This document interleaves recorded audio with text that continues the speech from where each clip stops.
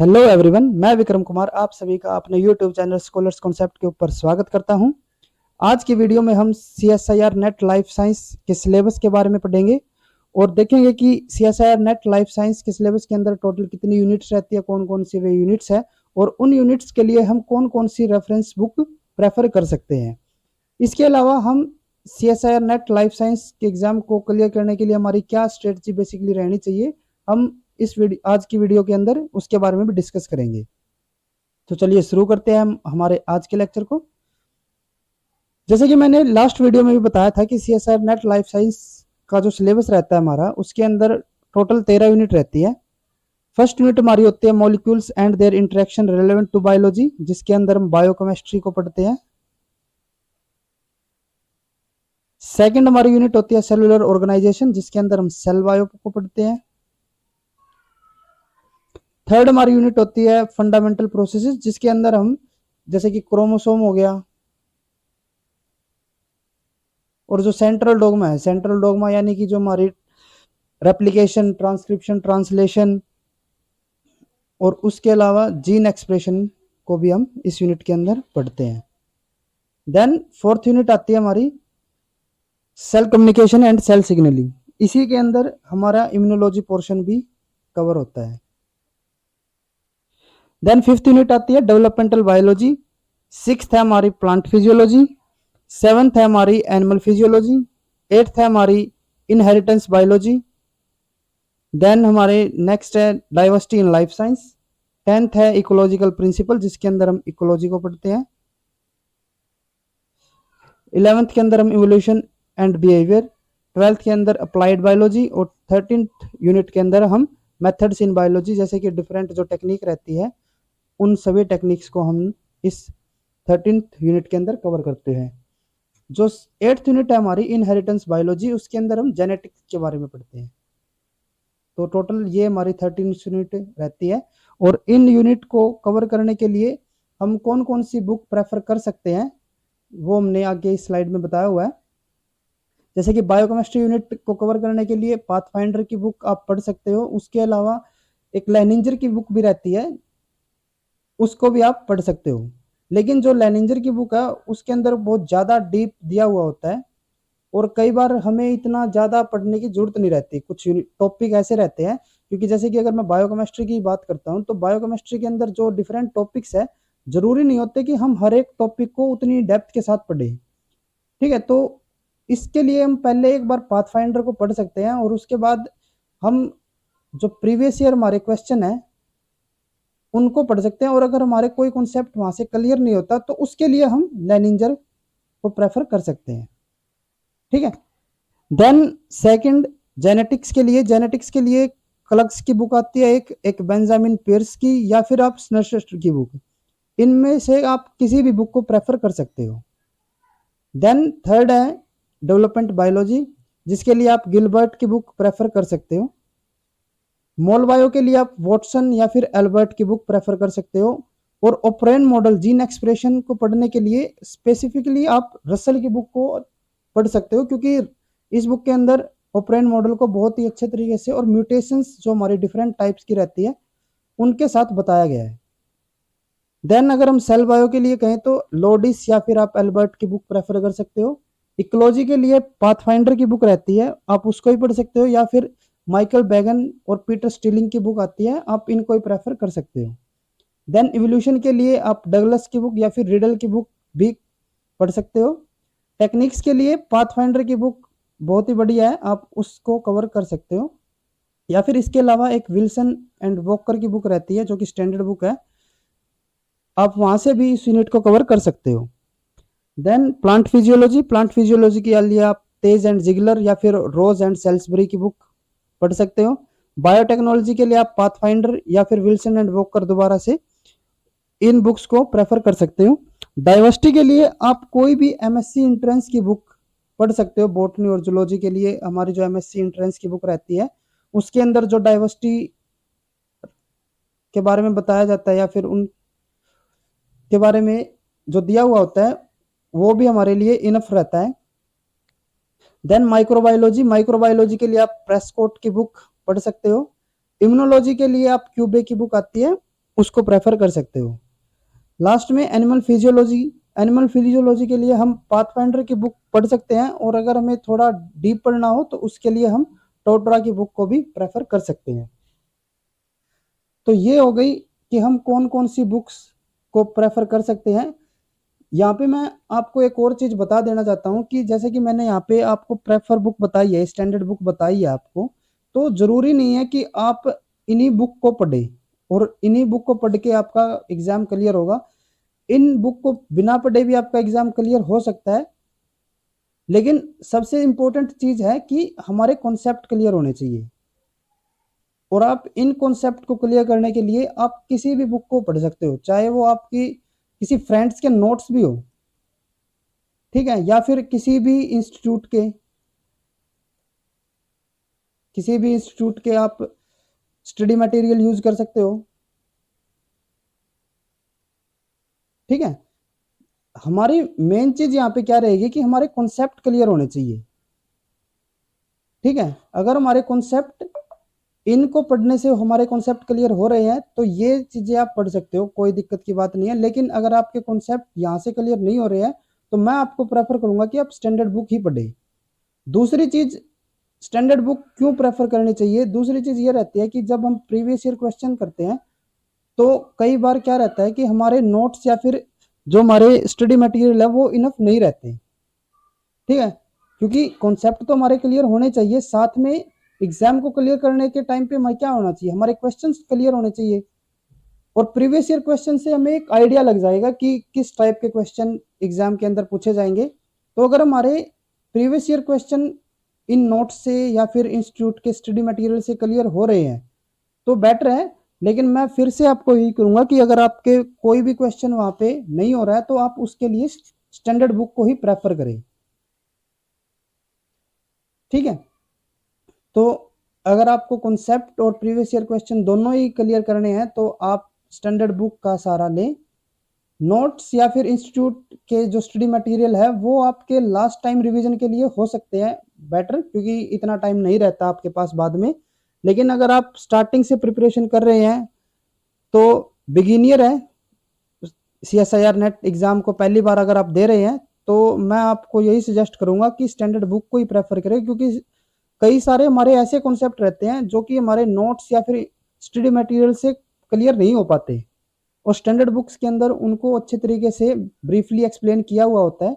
तो इसीलिए मैं आपको यहाँ पे सजेस्ट करूंगा कि आप अगर बिगिनियर है, पहली बार प्रिपरेशन कर रहे हैं और अभी आपके पास इनफ टाइम है तो आप स्टैंडर्ड बुक को ही प्रेफर करें, ठीक है।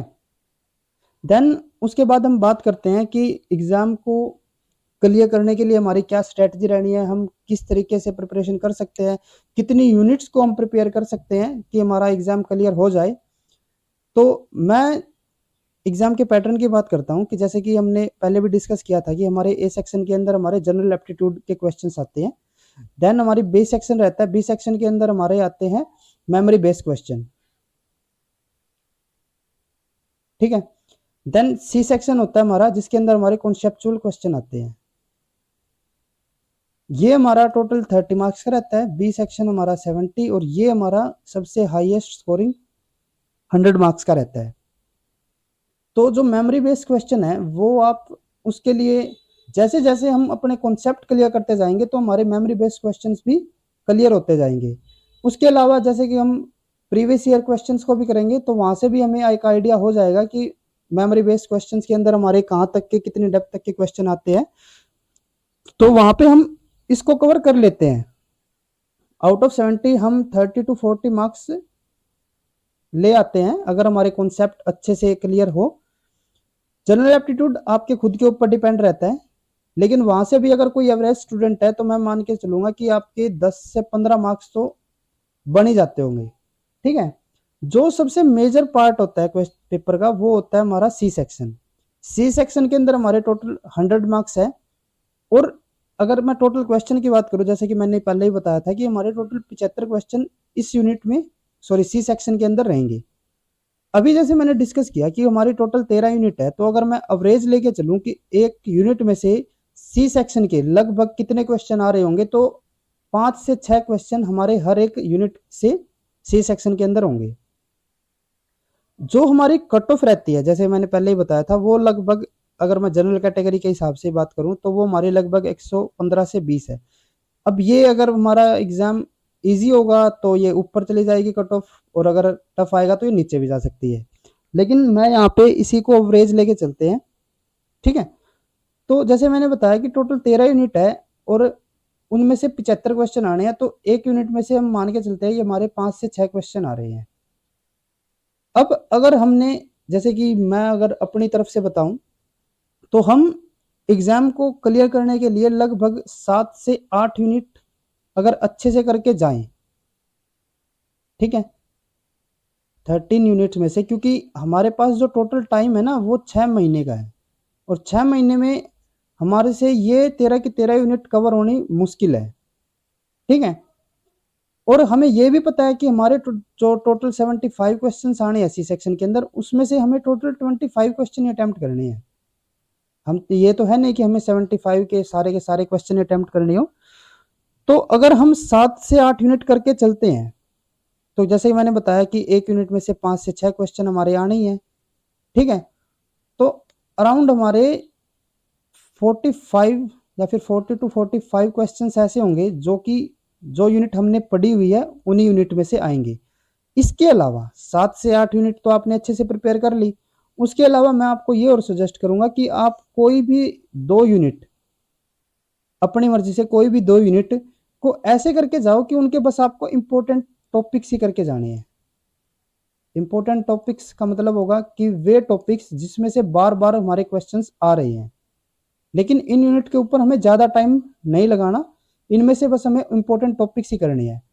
तो अगर हम इंपॉर्टेंट टॉपिक्स करके जाते हैं तो हम ये एक्सपेक्ट कर सकते हैं कि, क्योंकि हर एक यूनिट में से 5 से 6 क्वेश्चन आ रहे हैं, तो अगर हम इंपॉर्टेंट क्वेश्चंस भी करके जाते हैं तो हमारे एक यूनिट में से 2 से 3 क्वेश्चन हमारी रेंज के आएंगे, यानी कि हमारे पढ़े हुए में से ही आएंगे। तो अगर 2 यूनिट की बात करूँ तो 5 से 6 क्वेश्चन हमारे यहाँ पे इन 2 यूनिट में से, जिसका हमने ऊपर ऊपर से बल्कि इंपॉर्टेंट टॉपिक्स ही की है, तो वहां से ये हमारी रेंज में आ जाएंगे, ठीक है।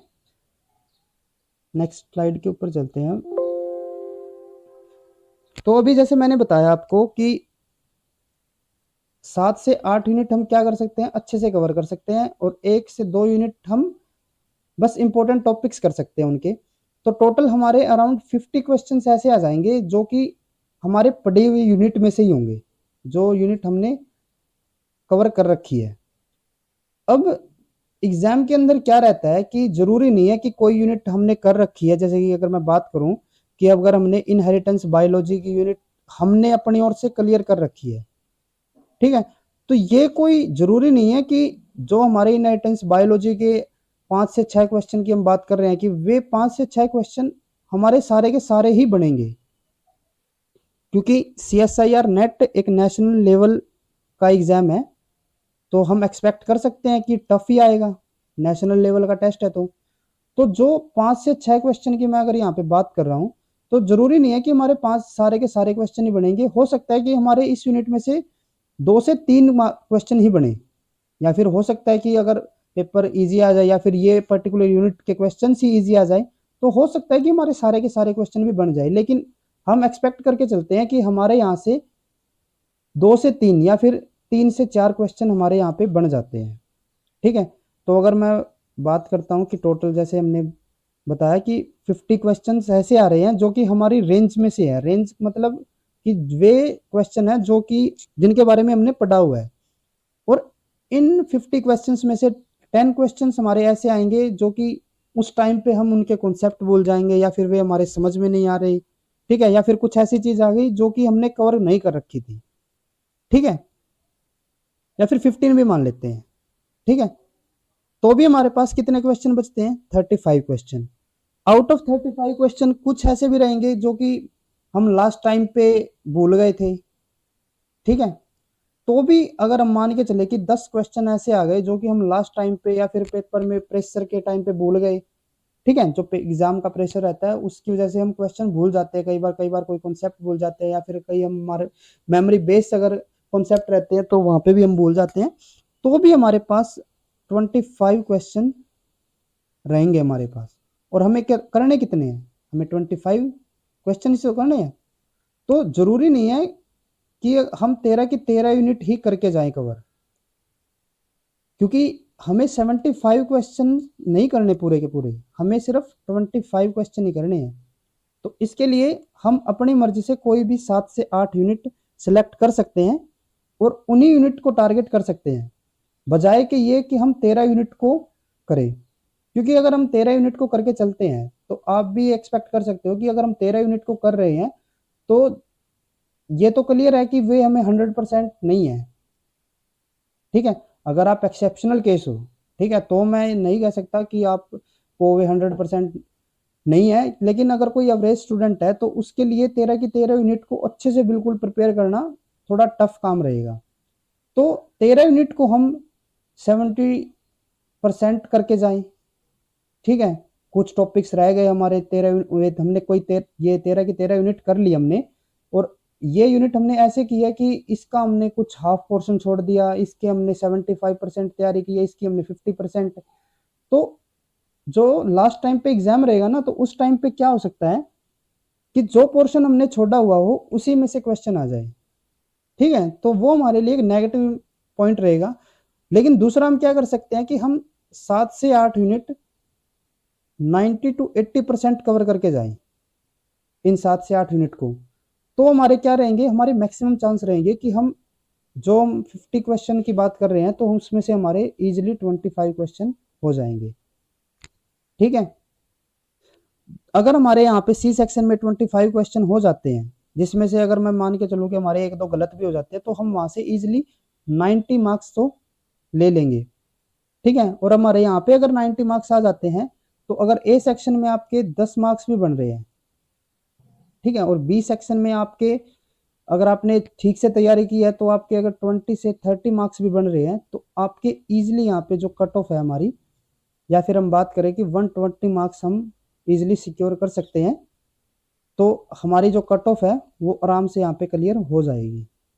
ठीक है, ये एक एवरेज स्टूडेंट के लिए मैं बात कर रहा हूँ, लेकिन उसके लिए ये है कि आपको कॉन्सेप्ट अच्छे से क्लियर करने पड़ेंगे। ठीक है, क्योंकि नेशनल लेवल एग्जाम में तो इतना इजी तो रहने नहीं वाला, तो आपको भी कुछ मेहनत करनी पड़ेगी। हाँ, कुछ स्ट्रेटजी हम यहाँ पे रख सकते हैं एग्जाम को क्लियर करने के लिए, वो हम आगे डिस्कस करते हैं यहाँ पे। अभी जैसे मैंने आपको बताया कि हम अगर 7 से 8 यूनिट को टारगेट करके चलते हैं कि हमें 7 से 8 यूनिट कोई भी करनी है। ठीक है, अभी जून मंथ है, ठीक है, और जो एग्ज़ाम होना एक्सपेक्टेड है वो दिसंबर है। तो हमारे पास यहाँ पे 5 महीने आराम से बचे हुए हैं। ठीक है, और जून के भी 10 के आसपास दिन है हमारे, तो हम मान के चलते हैं हमारे पास 150 to 160 डेज है। ठीक है, इतना हमारे पास टाइम है अभी। तो हमें क्या करना है कि हम जो ये 7 से 8 यूनिट है, 8 यूनिट हम लेके चलते हैं, हमें क्या करना है कि इनमें से हमने 2 यूनिट को सिलेक्ट करना है। अब ये 2 यूनिट कौन सी होगी, एक वो यूनिट जो कि आपको जिस इंटरेस्टिंग लगती हो, जिसके बारे में आपको थोड़ा बहुत अच्छे से पता हो। ठीक है, दूसरा जो आपको थोड़ी बहुत टफ लगती हो। ठीक है, हमने 2 यूनिट सेलेक्ट कर ली। अब उन दोनों यूनिट को हमने क्या करना है, उनको हमने 20 से 25 डिफरेंट टॉपिक्स के अंदर डिवाइड कर देना है।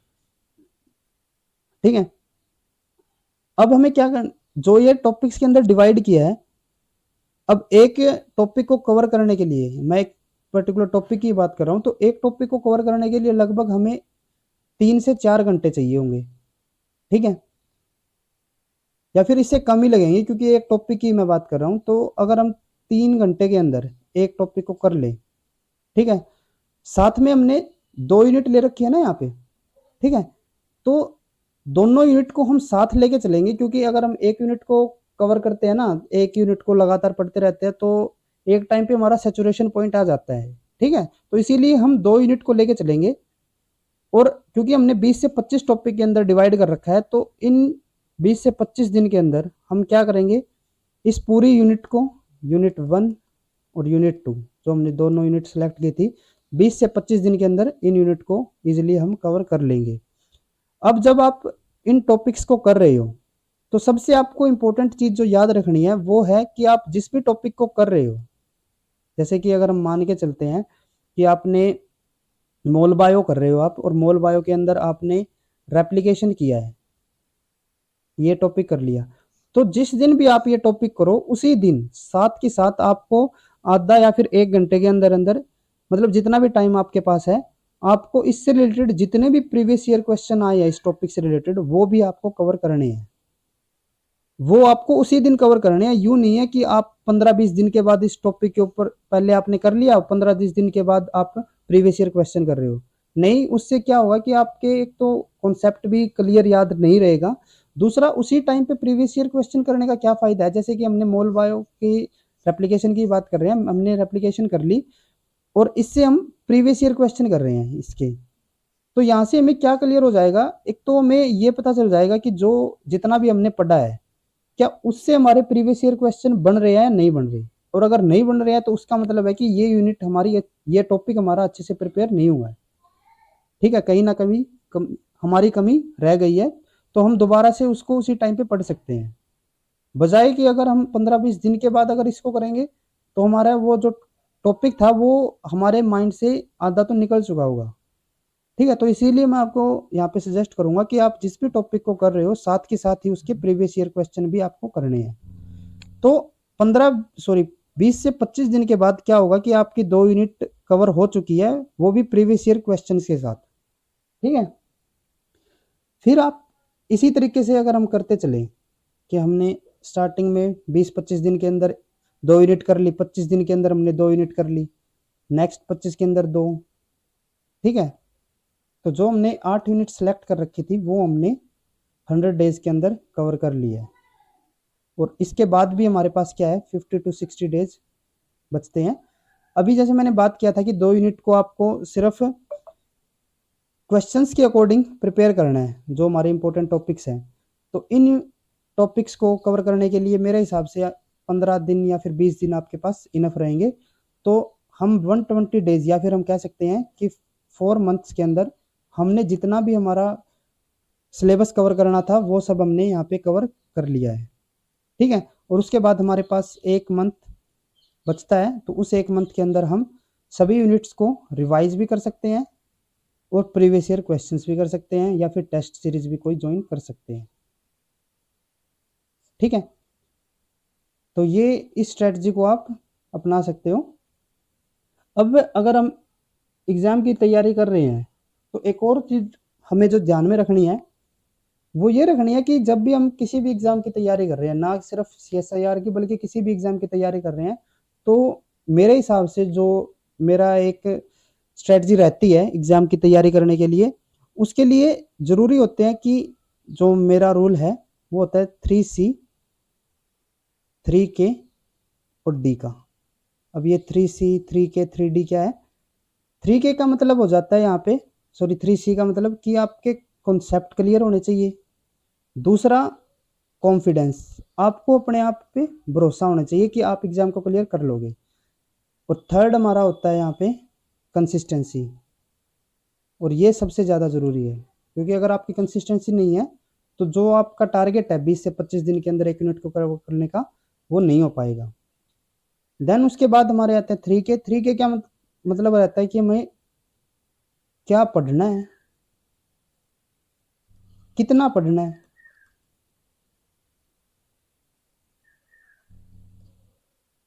और उसके बाद है कि कहाँ से पढ़ना है।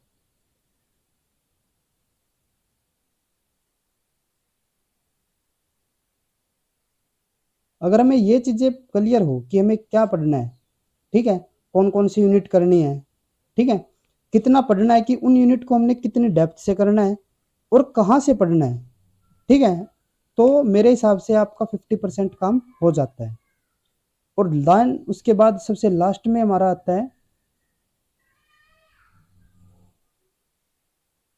और लास्ट में हमारा आता है डी। डी का मतलब होता है डिस्कशन। मेरे अकॉर्डिंग CSIR नेट का अगर आप एग्ज़ाम दे रहे हो तो ये भी एक इम्पोर्टेंट रोल आपकी प्रिपरेशन के अंदर प्ले करेगा, क्योंकि कई बार कई ऐसे कॉन्सेप्ट रहते हैं कि जो हमने अपने दिमाग में तो बिठा लिए, ठीक है, और वे हमारे अकॉर्डिंग ठीक है, लेकिन कई बार हम गलत कॉन्सेप्ट को भी अपने दिमाग के अंदर बिठा लेते हैं। ठीक है, तो जब भी हम डिस्कशन करेंगे अपने फ्रेंड्स के साथ उन टॉपिक्स को या फिर उन क्वेश्चंस को डिस्कस करेंगे, तो हमें उन कॉन्सेप्ट को देखने का जो दूसरा नज़रिया है ना, वो भी हमें पता चलेगा। कई बार गलत कॉन्सेप्ट हम अपने दिमाग में रख लेते हैं, तो वहाँ से उन कॉन्सेप्ट को, या फिर अगर हम ठीक भी कॉन्सेप्ट को लेकर चल रहे हैं, तो भी वहाँ पे हमें उसके बारे में थोड़ा और पढ़ने को मिलेगा, या फिर और भी हमें उसके बारे में पता चलेगा। जैसे कि अगर मैं एग्जांपल लेके यहाँ पे बात करूँ कि हमने कोई क्वेश्चन देखा, एक सिंपल मैं बात कर रहा हूँ यहाँ पे, कि कहीं पे हमें दे रखा था कि 2+2 है, और हमें पूछा है कि इसका आंसर क्या आएगा। ऑप्शन हो गए 3, 4, 5, 6। अब आपने क्या किया, आपने प्रीवियस ईयर क्वेश्चन से, सॉरी यहाँ पे मान के चलते हैं हम 2 × 2 है, तो हमें यहाँ पे पूछा है कि कितना है, तो हमने अपने दिमाग में एक कॉन्सेप्ट बना लिया कि इसका आंसर 4 आ रहा है, जो कि 4 आ भी रहा है। हमने प्रीवियस ईयर से भी हेल्प ली, हमने देखा कि हमारा आंसर ठीक है, 4 आ रहा है इसका आंसर। लेकिन इसके लिए जो हमारे माइंड में कॉन्सेप्ट बना हुआ है, मतलब जिस कॉन्सेप्ट से हमने इसको सोल्व किया है, उस कॉन्सेप्ट के अकॉर्डिंग जो ये मल्टीपल है, ये हमारे माइंड में बना हुआ है कि इसका मतलब होता है ऐड करना। ये मैं हमारे कॉन्सेप्ट की बात कर रहा हूँ, जो कॉन्सेप्ट हमने अपने हिसाब से बनाया है। ठीक है, ये एक इजी एग्जांपल लेके चल रहा हूँ, जरूर ये तो आपको आता ही होगा, लेकिन मैं एक जस्ट एग्जांपल की बात कर रहा हूँ। तो हमने क्या किया कि हमने अपने माइंड में एक कॉन्सेप्ट बना लिया कि जो मल्टीपल है, इस जो ये साइन है, इस साइन का मतलब रहता है ऐड करना। हमने इस कॉन्सेप्ट को बना लिया। एक प्रीवियस ईयर क्वेश्चन भी हमने सोल्व कर लिया कि 2 × 2 यानी कि 4 आ रहा है, तो यानी कि इसका मतलब ऐड ही होगा। हमारा कॉन्सेप्ट बिल्कुल क्लियर हो गया, हमारे हिसाब से हम बिल्कुल बेस्ट है, हमने ये हमारा कॉन्सेप्ट बिल्कुल क्लियर है। अभी एग्जाम में आता है 3 × 3, और ऑप्शन दे दिए इन्होंने 7, 8, 9 और 10। ठीक, तो जो हमने कॉन्सेप्ट बना रखा था उसके अकॉर्डिंग क्या था कि मल्टीपल का मतलब क्या रहता है हमारा, ऐड करना। तो अगर हम यहाँ पे इसको मल्टीपल यानी कि ऐड करना, ये तो हमने कॉन्सेप्ट बना ही रखा है अपने माइंड में, तो इसका आंसर क्या आना चाहिए उस हिसाब से, तो 6। लेकिन 6 तो हमारे ऑप्शंस में नहीं है, तो इसका मतलब क्या हुआ कि हमारा जो कॉन्सेप्ट था कि ये जो सिंबल है ये किसका है, ऐड का है, ये हमारा कॉन्सेप्ट गलत है। ठीक है, ये जस्ट मैं एक एग्जांपल लेके बता रहा हूँ कि डिस्कशन करना क्यों जरूरी है। ठीक है, तो जब तक हम कॉन्सेप्ट डिस्कशन नहीं करते, तब तक कई कॉन्सेप्ट हमारे गलती हमारे माइंड के अंदर रह जाते हैं। ठीक है, और इसी को क्लियर करने के लिए आपको डिस्कशन करना जरूरी है, और इसके लिए मैं भी एक अलग से टेलीग्राम चैनल बनाएंगे आगे। ठीक है, उस टेलीग्राम चैनल के ऊपर आप जो भी आपके मन में डाउट आते हैं या फिर कोई भी क्वेश्चंस है, तो उस टेलीग्राम चैनल के ऊपर हम ओपनली इन क्वेश्चंस को डिस्कस करेंगे। ठीक है, जहाँ पे जो बाकी स्टूडेंट है वो भी इक्वली पार्टिसिपेट करेंगे, और अगर किसी को कोई क्वेश्चन आता हो या फिर कोई कॉन्सेप्ट आता हो, तो एक दूसरे की हम वहाँ पे हेल्प करेंगे उस कॉन्सेप्ट को क्लियर करने में। ठीक है, तो आज की वीडियो में इतना ही। Thank you.